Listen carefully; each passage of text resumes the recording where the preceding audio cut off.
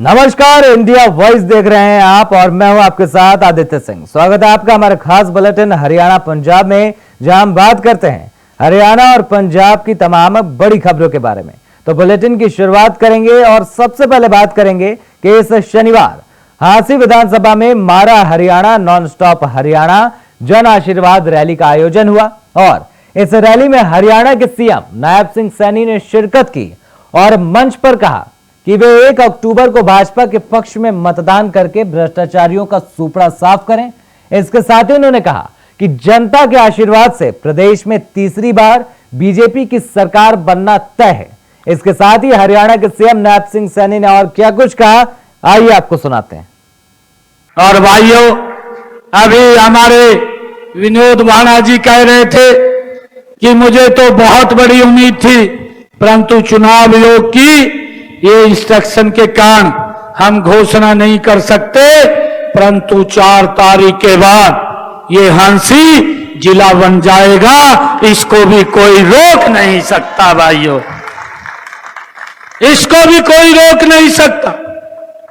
SP आज बैठा है, 4 तारीख के बाद डीसी भी अपना पूरा अमला लेकर के आपके हांसी यहां पर जिला के अंदर बैठने का काम करेगा। भाइयों, हांसी शहर में सीवरेज लाइन व पाइपलाइन के ऊपर हमारी सरकार ने जो बिछाई गई है 52 करोड़ रुपया खर्च करने का काम किया है।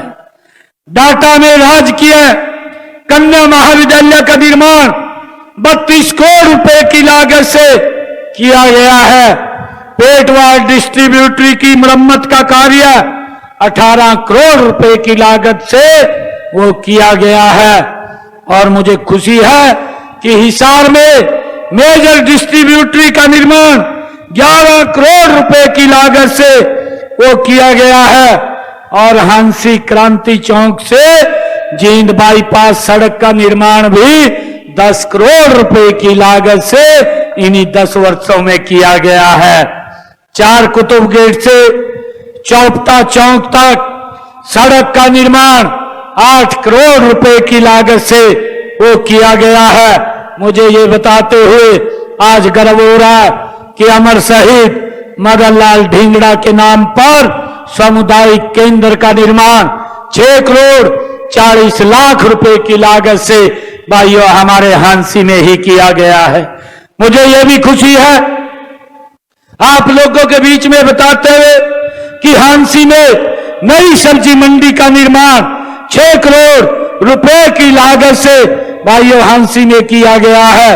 हांसी सिसाए पुल से संजय सिंगला फैक्ट्री तक सड़क को चौड़ा करने का कार्य भी 3 करोड़ 56 लाख रुपए की लागत से यहीं हांसी में किया गया है। मुझे ये ध्यान में है 2014 से पहले जो ये लोग हिसाब मांगते घूम रहे हैं, 2014 से पहले इसी प्रदेश के अंदर ये कांग्रेस के शासन के अंदर ये निराशा का माहौल था, अविश्वास था, कुंठा भरी हुई थी, अवसाद और आक्रोश का माहौल कांग्रेस के समय के अंदर था।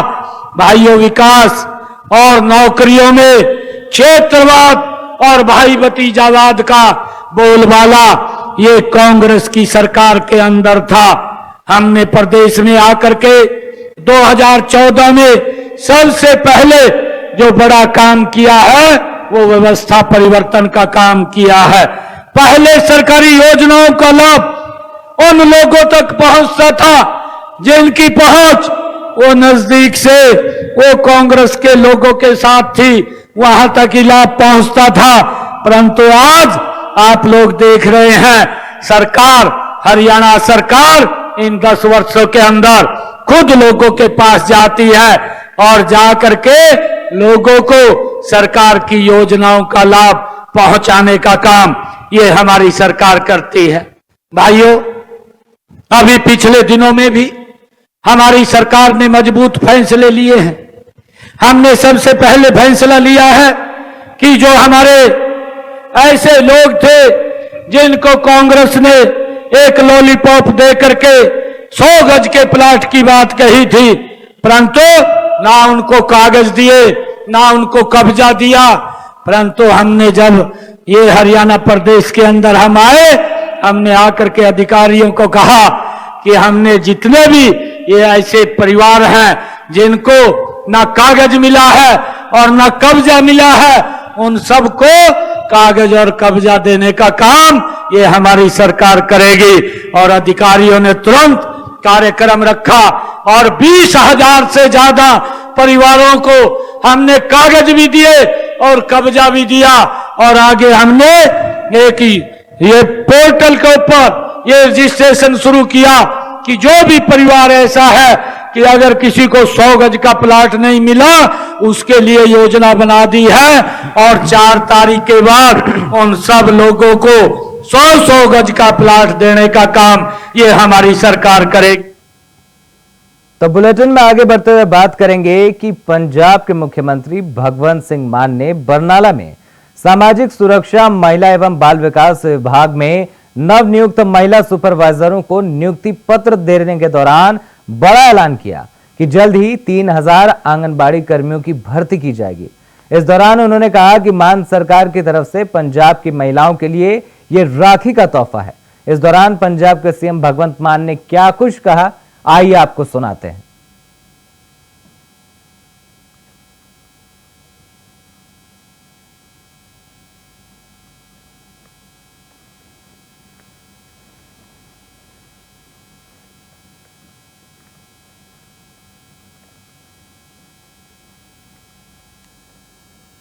तो आगे बढ़ते हुए बात करेंगे कि जननायक जनता पार्टी यानी जेजेपी के प्रधान महासचिव दिग्विजय सिंह चौटाला ने विधानसभा चुनाव और पूर्व मंत्री अनूप धानक के जज्बा को अलविदा कहने पर अपनी प्रतिक्रिया दी।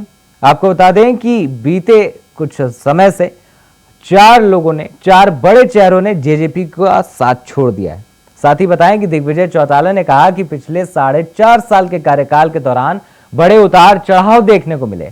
उन्होंने कहा कि भारतीय जनता पार्टी के साथ सरकार में आने पर कुछ वादे तो उन्होंने पूरे किए, लेकिन बीजेपी के पीठ पीछे छुरा घोंपने के कारण कुछ वादे रह गए। उन्होंने कहा कि बीजेपी का चेहरा अब लोगों के सामने आ गया है और अब लोग उन्हें सत्ता से बाहर कर देंगे।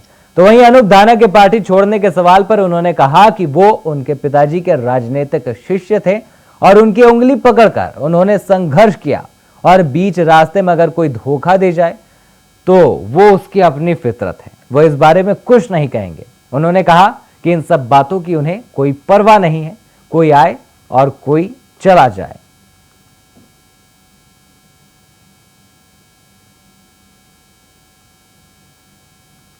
हमारे लिए एक पर्व, एक त्योहार है। प्रजातांत्रिक प्रणाली में जो विश्वास रखने वाले लोग हैं हरियाणा प्रदेश के, वो 1 तारीख को वोट डालेंगे और अपनी तकदीर और तस्वीर को 4 तारीख को खुलता हुआ देखेंगे, तय करेंगे।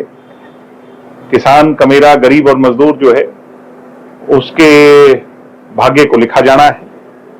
छोटा दुकानदार हो, चाहे कर्मचारी हो, चाहे व्यापारी हो, उसने अपनी तकदीर को तय करना है और अपना बहुमूल्य कीमती वोट डाल करके अपने भविष्य की सरकार को बनाना है। अच्छे चुने हुए पढ़े लिखे नुमाइंदों को चुन करके सत्ता में भेजें। वो लोग जो वोकल होकर के आपकी आवाज को, आपकी बातों को चंडीगढ़ के अंदर उठा सकें। सिर्फ ये देख करके नहीं कि वो कौन सी पार्टी से है, बल्कि इस बात का भी मूल्यांकन करना जरूरी है कि कैंडिडेट कैसा है, क्या आपके बीच में रह सकता है, क्या आपके लिए संघर्ष कर सकता है, आपके हुकूक की आवाज बन सकता है। तो मैं हरियाणा प्रदेश की जनता से यही कहूंगा कि अच्छे लोगों को, अच्छे नुमाइंदों को चुन करके भेजें। 4.5 सालों में बहुत उतार चढ़ाव देखे हैं। जहां काम कर करके हरियाणा के लोगों का दिल जीतने का काम किया, वहीं कोरोना जैसी महामारी हो, किसान का आंदोलन हो, हमारी बहनों को जंतर मंतर पर बैठकर संघर्ष करते देखना हो, बहुत उतार और चढ़ाव देखे। भारतीय जनता पार्टी के साथ सरकार में जो बातें सोच करके आए थे, भारतीय जनता पार्टी के साथ मिलकर के कुछ वादे तो पूरे कर पाए, मगर बहुत से वादों को बीजेपी ने कहीं ना कहीं वो पीठ में छुरा, बैक स्टैबिंग कर करके और उन बातों से वो पीछे हट गई। मुझे लगता है कि बीजेपी का असली चेहरा लोगों के सामने आ गया। और सत्ता सुख भोगने के लिए बीजेपी जो 10 साल राज कर गई, अब उसे उखाड़ फेंकने का काम हरियाणा की जनता है। तो वहीं बुलेटिन में आगे बढ़ते हुए बात करेंगे कि हरियाणा में विधानसभा चुनावों की तारीखों के ऐलान ही अब सियासी घमासान भी तेज हो गया है। विधानसभा चुनाव से हुए अधिकारियों के ट्रांसफर को लेकर आम आदमी पार्टी के नेता अनुराग ढांडा ने बीजेपी पर निशाना साधा है। उन्होंने अधिकारियों के ट्रांसफर को लेकर सवाल उठाए हैं। अधिकारियों के ट्रांसफर को गैर कानूनी बताया और कहा कि बीजेपी हार देखकर घबरा गई है। बीजेपी प्रशासन का दुरुपयोग करके चुनाव में बने रहना चाहती है। तो वहीं आम आदमी पार्टी अधिकारियों के ट्रांसफर के जांच की मांग करती है। चुनाव घोषित होने के बाद हुए ट्रांसफर रद्द होने चाहिए। इलेक्शन कमीशन सुनिश्चित करे कि कोई अपनी ताकत का गलत इस्तेमाल ना करे। आपको बता दें कि हरियाणा में विधानसभा चुनावों की तारीखों का ऐलान होने के बाद पूरे प्रदेश की सियासत गर्मा गई है और लगातार तमाम नेताओं की बयानबाजी सामने आ रही है।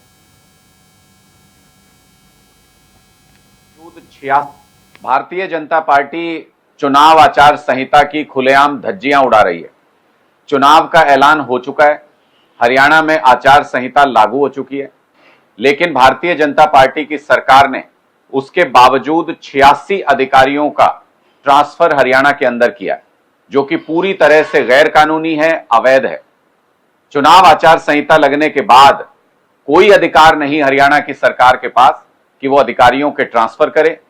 दरअसल बीजेपी बौखलाई हुई है अपनी हार को सामने देख करके और किसी भी तरीके से साम दाम दंड भेद किसी भी तरीके से अपने आप को इस चुनाव में बनाए रखना चाहती है। प्रशासन का दुरुपयोग करना चाहती है, अधिकारियों का दुरुपयोग करना चाहती है। इसलिए चुनाव आचार संहिता की धज्जियां उड़ा करके इन अधिकारियों का ट्रांसफर किया गया। चुनाव आचार संहिता लागू होने के बाद भी हमारी स्पष्ट मांग है कि टाइम स्टैंप की जांच होनी चाहिए। ईमेल के जरिए सारे अधिकारी ज्वाइनिंग करते हैं। इन अधिकारियों ने चुनाव घोषित होने के बाद ज्वाइनिंग की है या उससे पहले ज्वाइनिंग की है, इसकी जांच होनी चाहिए। जिसका भी टाइम स्टैंप चुनाव की घोषणा होने के बाद का है, वो सारी नियुक्तियां रद्द होनी चाहिए, वो सारे ट्रांसफर रद्द होने चाहिए और चुनाव आयोग को सख्त से सख्त कार्रवाई हरियाणा सरकार के खिलाफ करनी चाहिए, ताकि चुनाव के समय में आचार संहिता के दौरान अपनी ताकत का, सरकार का दुरुपयोग भारतीय जनता पार्टी नहीं कर पाए। इसका चुनाव आयोग को ध्यान रखना चाहिए, क्योंकि लोगों का विश्वास लोकतांत्रिक व्यवस्था में इसीलिए है कि चुनाव आयोग निष्पक्ष तरीके से काम करेगा। और अगर सरकार की इस तरह की मनमानियों के खिलाफ चुनाव आयोग मूकदर्शक बनकर बैठा रहा तो लोगों का विश्वास लोकतांत्रिक प्रक्रिया से उठ जाएगा। फिलहाल बुलेटिन में वक्त हो चला एक छोटे से ब्रेक का। इंडिया वॉइस पर खबरों का सिलसिला लगातार जारी रहेगा, जल्द लौटते हैं। तो ब्रेक के बाद एक बार फिर स्वागत है आप सभी का। बुलेटिन में आगे बढ़ेंगे और बात करेंगे कि संयुक्त किसान मोर्चा के आह्वान पर आज पूरे पंजाब में किसानों ने कैबिनेट मंत्रियों के आवास का घेराव किया। तो वहीं क्रांतिकारी किसान यूनियन ने आज पंजाब के पटियाला में स्वास्थ्य मंत्री डॉक्टर बलवीर सिंह के आवास का घेराव किया। आपको बता दें कि क्रांतिकारी किसान यूनियन के जिलाध्यक्ष गुरमीत सिंह दित्तपुर ने बोलते हुए कहा कि हमने 1 साल से अधिक समय तक दिल्ली की सड़कों पर संघर्ष किया और केंद्र सरकार ने हमारी मांगे मानी, लेकिन आज हम फिर से संघर्ष कर रहे हैं उन्हीं मांगों के लिए, क्योंकि सरकार अपने वादों से मुकर गई है और आज हमें केंद्र सरकार निराश कर रही है। हम पंजाब सरकार से भी निराश हैं, क्योंकि पंजाब के जिन कैबिनेट मंत्रियों और विधायकों को हमने जिताकर भेजा था, उन्होंने कुछ भी नहीं किया। पंजाब सरकार कोई ध्यान नहीं दे रही है। साथ ही हमारी फसलों पर एमएसपी की मांग है, जिस पर सरकार कुछ नहीं कर रही है। और आज हम याद दिलाना चाहते हैं कि पंजाब के कैबिनेट मंत्री हमारी आवाज केंद्र सरकार तक पहुंचाए।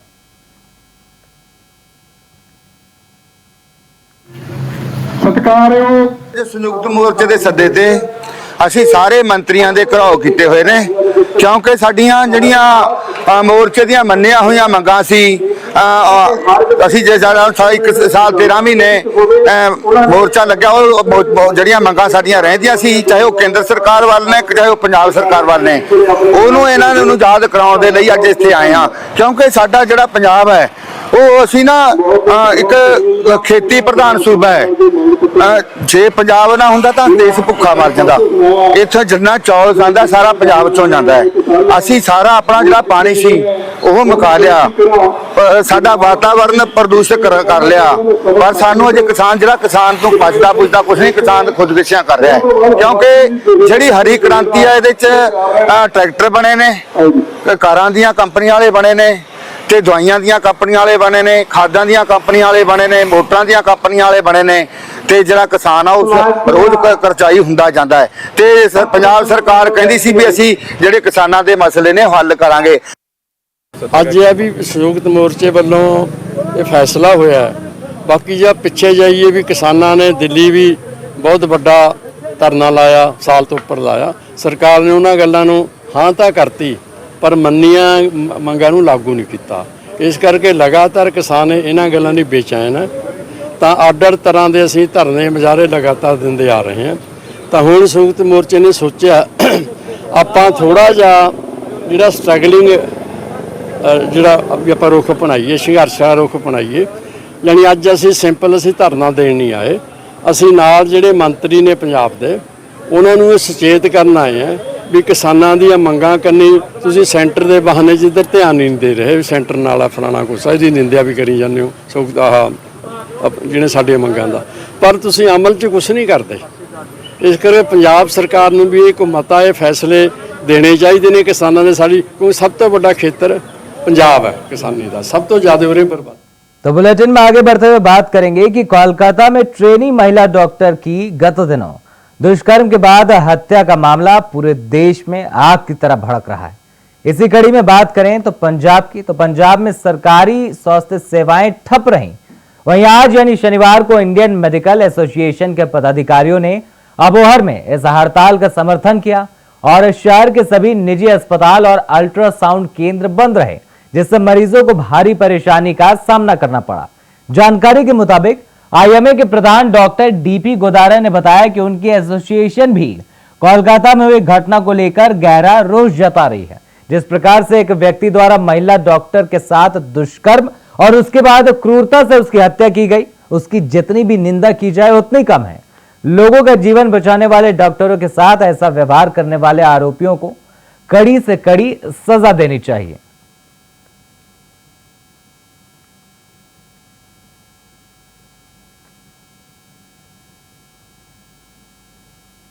तो वहीं आगे बढ़ते हुए बात करेंगे होशियारपुर की, जहां हल्का दसूहा पुलिस ने इलाके में लूटपाट और चोरी की घटनाओं को अंजाम देने के मामले में 3 आरोपियों को हिरासत में लिया है। वहीं इनके साथ एक साथी को पकड़ने के लिए टीम लगातार प्रयासरत है और छापेमारी कर रही है। पुलिस ने आरोपियों के खिलाफ धाराओं के तहत मामला दर्ज किया और अदालत में पेश कर अन्य जानकारियां जुटाई जा रही है। आपको बताएं कि मामले की जानकारी देते हुए थाना प्रभारी हरप्रेम सिंह ने बताया कि इलाके में लगातार चोरी और लूटपाट जैसी घटनाओं को लेकर इलाके में अलग अलग पुलिस की टीमें काम कर रही थी, जिसके तहत एएसआई सरबजीत सिंह द्वारा पार्टी सहित इन सभी आरोपियों को हिरासत में लिया गया। पहली जांच में आरोपियों ने इलाके में हुई कई घटनाओं को अंजाम देने की बात कबूली, तो वहीं पुलिस ने इन सभी से वारदातों में अंजाम देने वाले वाहन सहित पैसे और अन्य सामान भी बरामद किए हैं।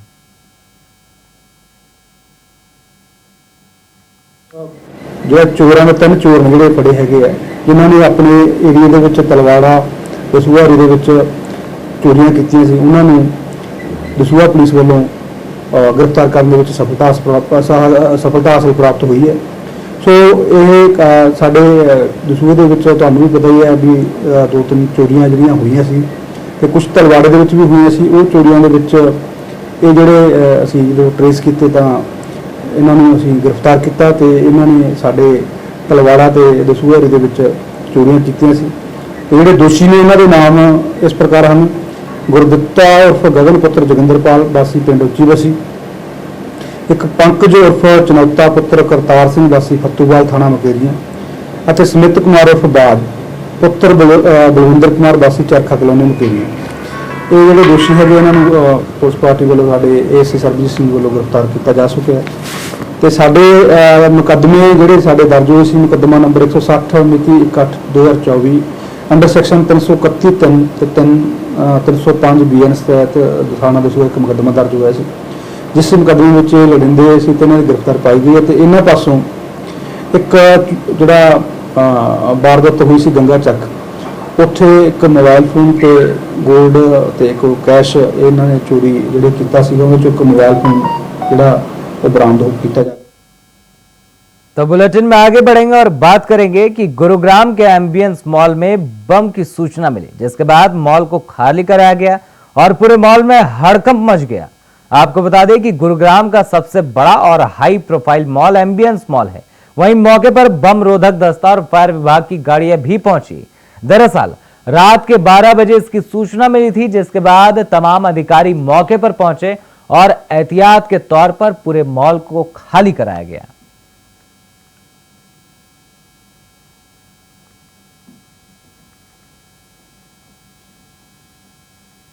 तो आगे बढ़ते हुए बात करेंगे कि पठानकोट में बढ़ रहे ड्रग्स के कारोबार को लेकर आम आदमी पार्टी के पंजाब वाइस प्रेसिडेंट ने बड़े सवाल खड़े किए हैं। वहीं बाहर से कई लोग पठानकोट में आकर आर्मी एरिया के साथ फलों की रेडियां लगा रहे हैं, जो बिना वेरिफिकेशन के ही पठानकोट में रह रहे हैं, जिसका पंजाब वाइस प्रेसिडेंट ने सुरक्षा में बड़ी सेंध बताया है। तो वहीं उन्होंने पठानकोट में ड्रग्स का कारोबार होने की भी बात कही है। यही नहीं, आर्मी एरिया के बाहर लगी रेडियो को लेकर उन्होंने सेना के कमांडर तक को इन लोगों की वेरिफिकेशन की अपील कर डाली। उन्होंने कहा कि पिछले कुछ समय से पठानकोट में बिना वेरिफिकेशन के ही कई बाहरी लोग के वोटर आई कार्ड भी बन गए हैं, जो कि सुरक्षा से लेकर चिंता का विषय है। उन्होंने कहा कि हमारी सरकार तो काम करना चाहती है, तभी हम प्रशासन को सही काम करने और सुरक्षा पुख्ता करने को कह रहे हैं। उन्होंने कहा कि पिछली सरकार की ओर से जो गलत काम किए गए हैं, उन्हें सही करने का काम उनकी सरकार कर रही है।